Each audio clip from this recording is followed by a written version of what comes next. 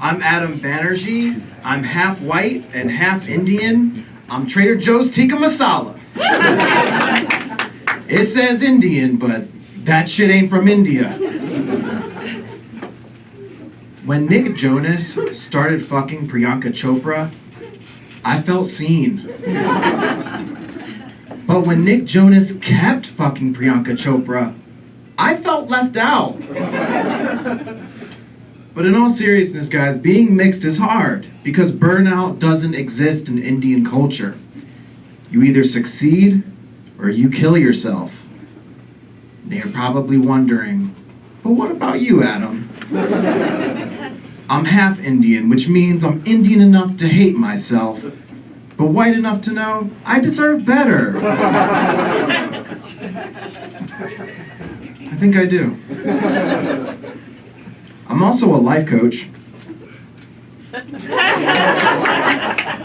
Thank you, one person clapping. Who drives a Kia Forte, and I will be paying it off until I'm Forte.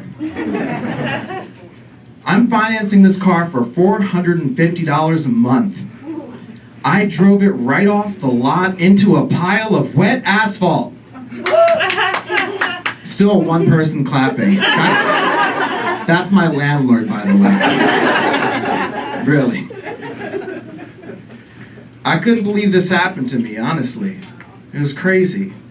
But the thing is, I take the bus a lot because my car's always in the shop. But it's hard being the most bougie person on the bus. Everyone else is struggling and going to their day job. Meanwhile, I have my AirPods in with my yoga mat. This one guy tried to fight me because my yoga mat touched his arm. But to be fair, my yoga mat is disgusting. The mold growing inside of that thing would make Jeffrey Dahmer nauseous. But it's hard, you know, and I have to tell people I'm a life coach. They have all these ideas in their head, like, you're a therapist with no credentials. Or, you're like Tony Robbins. Yeah, I too won't shut the fuck up. I won't. But my job's been getting better. I used to be an independent contractor. And for those of you who don't know what that is, basically you just don't get taxed and you're not an employee and your employer doesn't pay taxes for you. And my boss was like, you know, we're gonna actually make you a W-2 employee. Adam, have you ever had a 401k before? She knew I never had no 401k before.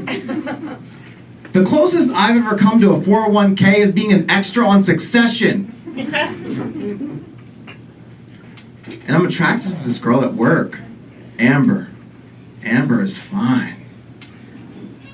But I gotta watch myself crossing boundaries with her sexy ass. Saying edgy things like, it's great to see you today too. It really was. I've got some Hollywood stories. You guys want to hear about some actors? Okay, mild enthusiasm, that's good. I hope we hit our 2-drink minimum. We're like halfway through the show. Shit. Martinis, that's good.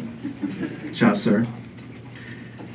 I've had a lot of experiences in Hollywood. Before I was a life coach, I did all the typical things. I bartended, I served, waited tables, and I was bartending for Tyler Perry.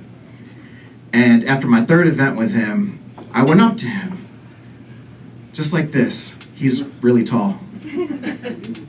Mr. Perry, I've been your bartender here. This is the third time I'm here. And here's my business card. If you have a chance to check out my demo reel, he put his hand on my shoulder like a comforting father. And just like my real father, I never heard from him again after that night. I also met Morgan Freeman.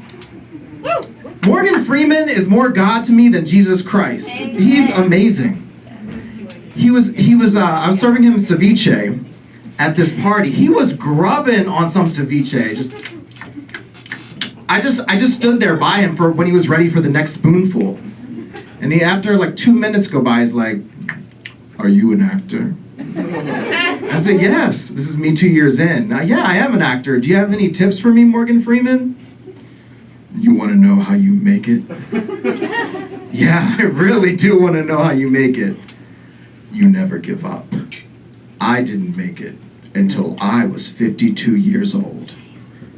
And I thought, damn, that is too old. I do not have that kind of time.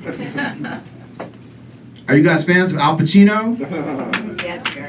Oh my God, what a legend. I just grew up like thinking I wanted to be like him.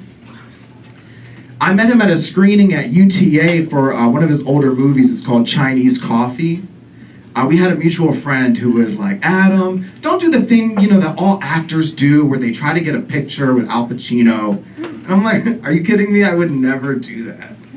So I walked up to him with my business card. Like, say hello to my new friend. He looked at me like I was a cockroach. I once got kicked out of the Directors Guild for chewing Cheetos too loudly. Look, I get it. I'm a prick. That would make me a great director.